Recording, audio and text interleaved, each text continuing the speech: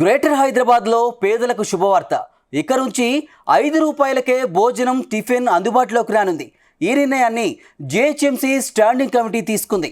ఇవి ప్రస్తుతం ఉన్న అన్నపూర్ణ భోజన కేంద్రాలను ఇందిరా క్యాంటీన్లుగా మార్చేందుకు జిహెచ్ఎంసీ స్టాండింగ్ కమిటీ నిర్ణయం తీసుకుంది.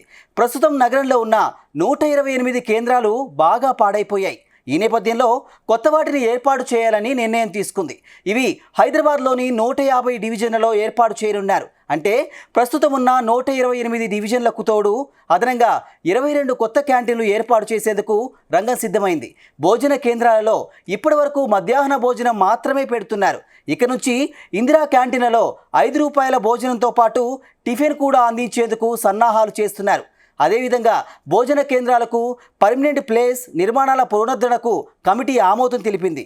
ఇక నగరంలో ఉన్న టాయిలెట్లను పే అండ్ యూజ్ పద్ధతిలో నిర్వహించేందుకు జిహెచ్ఎంసీ స్టాండింగ్ కమిటీ ఆమోదించింది.